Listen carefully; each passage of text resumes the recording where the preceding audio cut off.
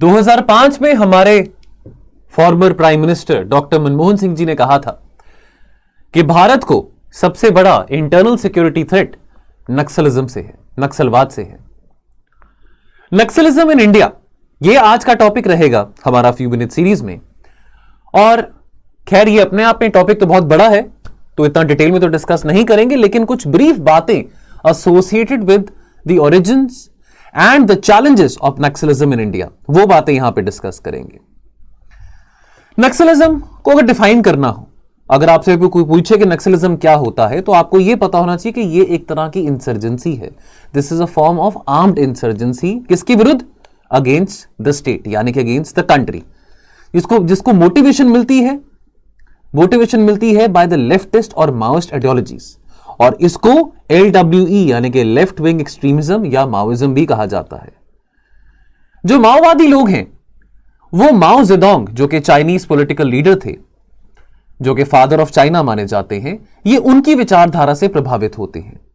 अगर भारत की बात करें तो नक्सलिज्म जो भारत में कन्फाइंड है वो कुछ ऐसे राज्यों में है जैसे छत्तीसगढ़, ओडिशा, झारखंड, बिहार और आंध्र प्रदेश। इन राज्यों को, इन एरियाज को हम रेड कॉरिडोर भी कहते हैं। आज 2023 में यह बात हम कह सकते हैं काफी कॉन्फिडेंस के साथ कि नक्सलवाद के जो हादसे हैं या नक्सलिज्म के चलते जो डेथ्स हो रही हैं वो काफी कम हो चुकी हैं। Naxalism related violence has reduced significantly in the last 4-5 years।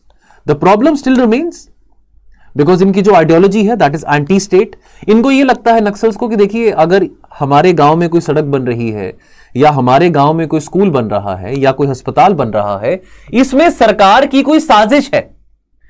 नक्सलवादी लोग हमेशा यह कहते हैं कि सरकार हमारा जंगल, हमारी जमीन, ये जंगल जमीन हमारी धनभूति है, हमारी बिल्कुल जायदाद है, और हमारा जंगल, हमारा जमीन छीन के सरकार जो डेवलपमेंट का झांसा हमें दिखा रही है, यह हमारे विरुद्ध होगा। जो नक्सल कमांडोज हैं, जो नक्सल लीडर्स हैं, वो इतने सालों से यह प्रचार करते आ रहे हैं कि सरकार तुम्हारे हित में नहीं बनी है, तुम्हारे हित में क्या है वो हमें पता है। इस करके किसी भी व्यक्ति को वोट मत करो, भारत के संविधान में बिल्कुल आप बिलीव मत करो, भरोसा मत रखो, और हम पे भरोसा रखो कि हमको पता है कि आपको क्या चाहिए।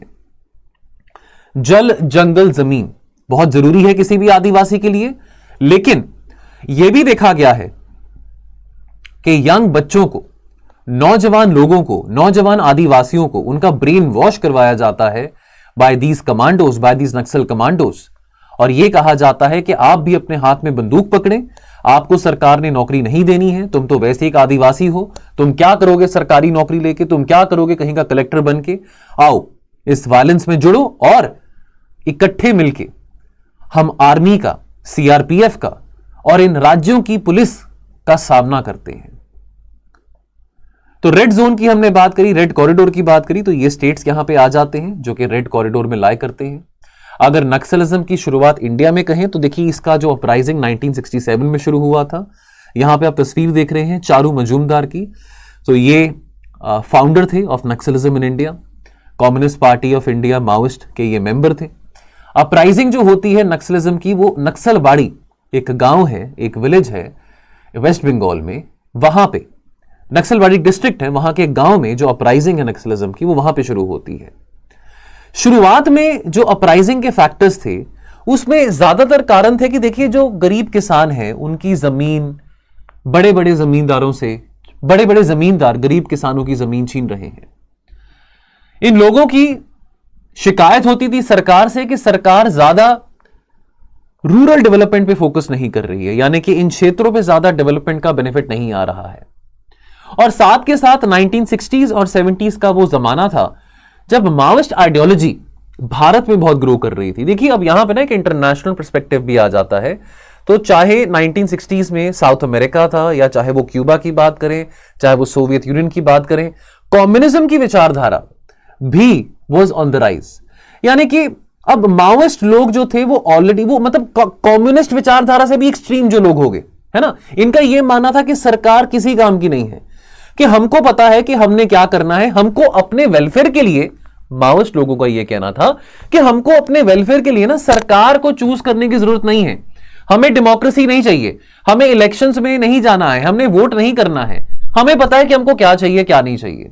सरकार नहीं तय करेगी, क्योंकि सरकार अगर हमें कुछ भेंट में देगी, सड़क, स्कूल या कुछ हाईवे या कुछ हॉस्पिटल, उसके बदले में सरकार हमारी जमीन छीन लेगी और वो जमीन पूंजीपति लोगों के पास जाएगी। हालांकि यह भी बता दूं कि भारत राइट आफ्टर इंडिपेंडेंस ज्यादा कैपिटलिज्म में बिलीव नहीं करता था, लेकिन इनकी शिकायत कैपिटलिस्ट लोगों के साथ भी रहती है कि जो बड़े बड़े उद्योगपति हैं वो इनके जंगलों को, जमीनों को आके बिल्कुल खाली कर देते हैं और वहां पे अपनी बिल्डिंग्स बना देते हैं, वहां पे अपनी माइनिंग कंपनीज बनाते हैं। और इसके कारण शुरुआती सालों में 1960-70s में माओइज्म को काफी बढ़ावा मिला था और सिंपैथी भी मिली थी लोगों से।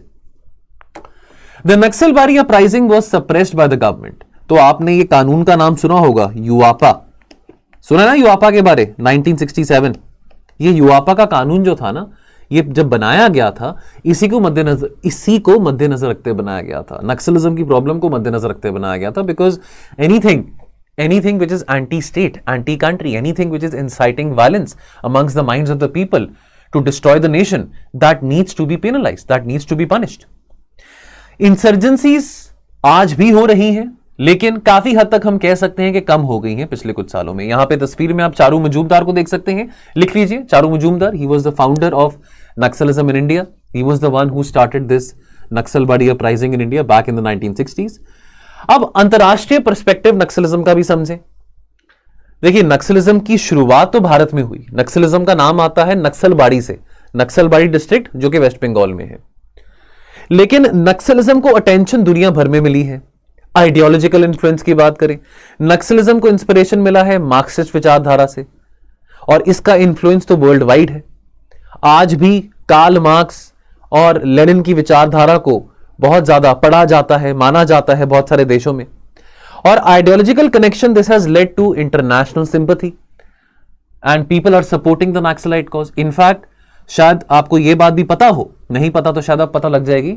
आइडियोलॉजिकल इन्फ्लुएंस एक तरफ है, लेकिन जो हमारे दुश्मन है चाइना, पाकिस्तान, तो चाइना की आर्मी, चाइना की सरकार और पाकिस्तान का आईएसआई, वो टैक्टिकली यहां पे जो इंडिया में जो नक्सल ग्रुप्स हैं, जो नक्सल लोग हैं, जो नक्सलवादी हैं, उनको वेपन्स और पैसा और ड्रग्स, ये सब चीजें प्रोवाइड करती है। आइडियोलॉजिकल बिलीफ्स की बात करें तो कुछ स्कॉलर्स और कुछ एकेडमिशियंस का यह भी कहना है कि देखिए, कुछ ऐसे प्रोफेसर्स हैं, कुछ ऐसे लेक्चरार हैं, कुछ ऐसे इंटेलेक्चुअल पढ़े लिखे लोग हैं, बुद्धिजीवी लोग हैं, जो कि सिंपथाइज करते हैं नक्सलिज्म के साथ because of their ideological beliefs और मार्क्सिस्ट लीनिंग्स। उनका यह मानना है कि जो नक्सलवाद है ना, वो एक तरह से एक बहुत ही जायज फॉर्म है, जायज टूल है। अगर सरकार की ना इंसाफी के खिलाफ लड़ना हो, कि आज अगर समाज में गरीबी है, या अगर आज समाज में उच्च जाति और नीच जाति के बीच में भेदभाव है, इसमें सरकार का कसूर है। और सरकार के टॉर्चर को सहने के लिए नक्सलवाद बिल्कुल लेजिटिमेट है। तो ऐसे लोग स्टेट पॉलिसीज को भी क्रिटिसाइज करते हैं, यानी कि लैंड एक्वायर कर लिया, जंगल डिस्ट्रॉय कर दिया, ट्राइबल्स को डिस्प्लेस कर दिया, पूंजीपति लोगों को, उद्योगपति लोगों को जमीन दे दी सस्ते दाम में, नेचुरल रिसोर्सेज को एक्सप्लॉइट कर दिया, कि आदिवासी लोगों के लिए उनका जल जंगल जो जमीन है वो उनके लिए मां बाप से भी बढ़कर है। तो क्यों सरकार, यानी कि ऐसे लोगों का यह कहना है कि सरकार क्यों जानबूझ के ये काम कर रही है, सरकार क्यों कैपिटलिस्ट के हाथ खेल रही है। और ये जो बुद्धिजीवी लोग हैं, इनका यह कहना है कि Naxalism is a response to these grievances. ये जो बुद्धिजीवी लोग हैं ना, ये कहां बैठे होते हैं? ये एयर कंडीशन ऑफिसेज में बैठे होते हैं, हॉल्स में बैठे होते हैं, एयर कंडीशन हॉल्स में बैठे होते हैं, कैफेज में बैठे होते हैं, रियल ग्राउंड रियलिटी से वाकिफ नहीं होते हैं, लेकिन आइडियोलॉजिकली, क्योंकि उन्होंने 4 किताबें पढ़ी होती हैं, तो आइडियोलॉजिकली ये सपोर्ट करते हैं नक्सलवाद को।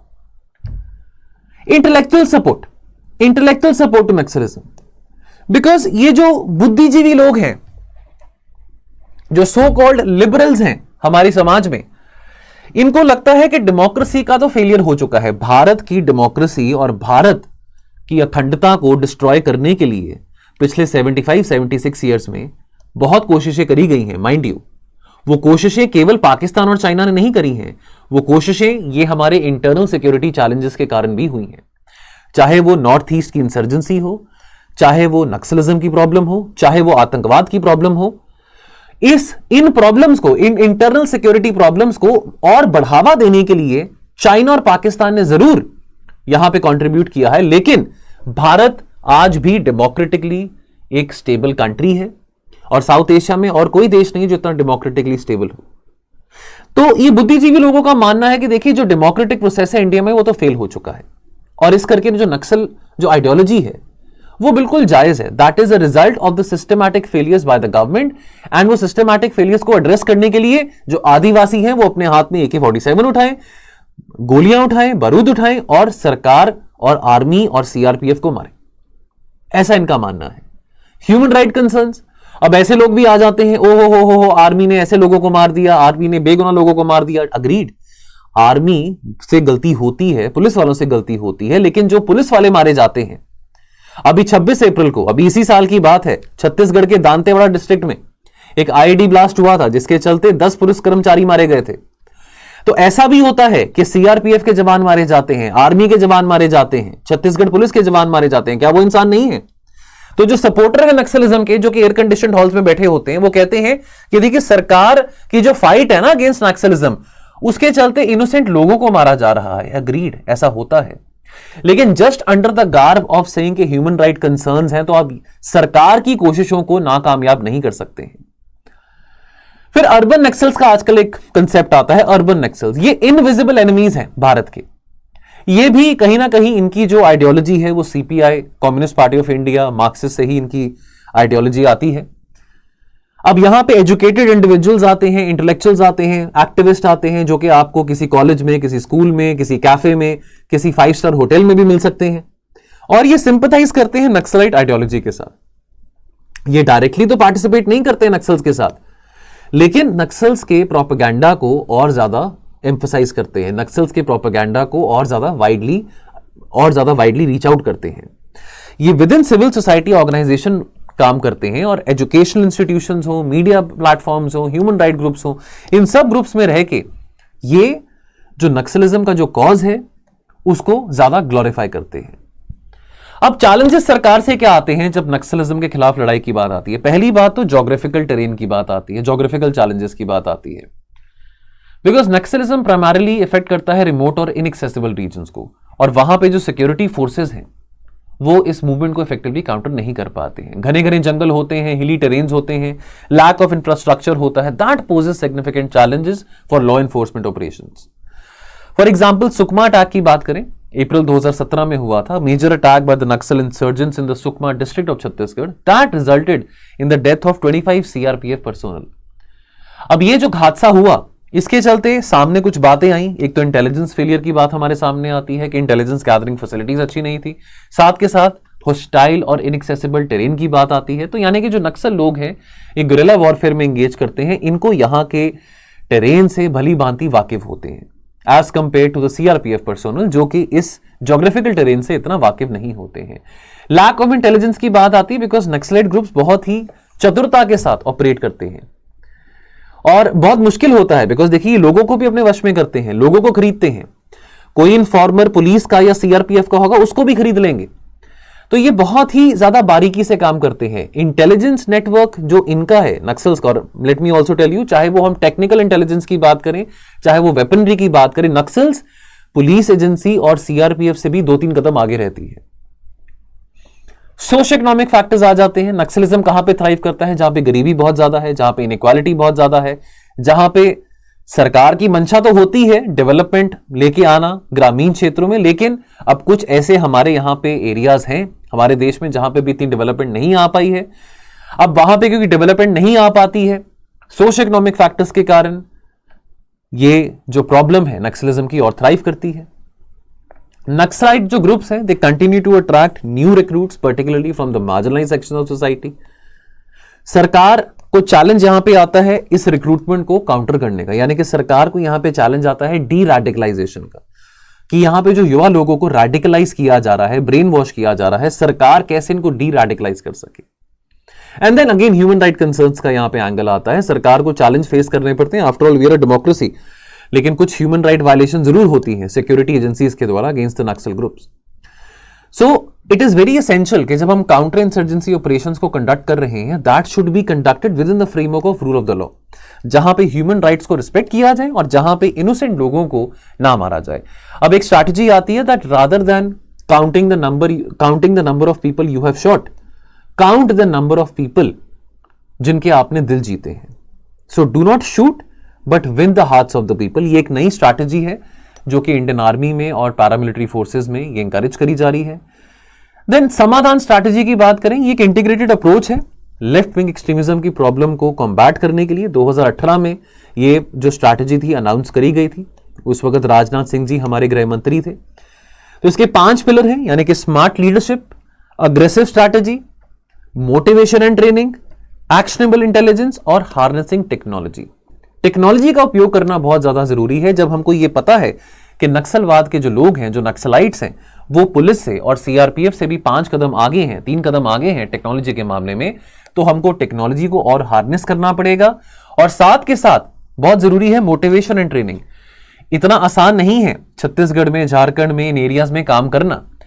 तो जो पैरामिलिट्री फोर्सेस हैं या जो सिक्योरिटी फोर्सेस हैं, उनको कंसिस्टेंटली मोटिवेट करना पड़ेगा। सरकार की कोशिश रहती है, राज्य सरकारों की, कि जो नक्सल अफेक्टेड डिस्ट्रिक्ट्स हैं, लेट्स से छत्तीसगढ़ में या झारखंड में, तो वहां पे रिक्रूटमेंट ड्राइव्स कंडक्ट की जाती हैं। आर्मी रिक्रूटमेंट ड्राइव होती है, पुलिस रिक्रूटमेंट ड्राइव होती है कि जो लोग, जो बच्चे कभी नक्सल्स को सपोर्ट करते थे या जिनके पेरेंट्स नक्सल्स के साथ सिंपैथी रखते थे, अगर आज वो अपने आप को सुधारना चाहते हैं तो वो पुलिस का साथ दें, आर्मी का साथ दें, सीआरपीएफ का साथ दें और नौकरी पाए वहां पे। और साथ के साथ एक एडवांटेज ये भी होता है कि इन बच्चों को वहां की ज्योग्राफिकल टेरेन से भली भांति वो वाकिफ होते हैं, तो मदद कर सकते हैं in the fight against Naxalism.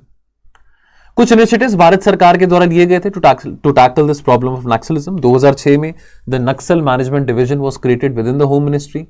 The important committee है D Bandyopadhyay committee, this was made by the planning commission back in 2006. Empowerment of tribal communities. Then you have the modernization of police forces scheme. This was extended from 2020 to 2025.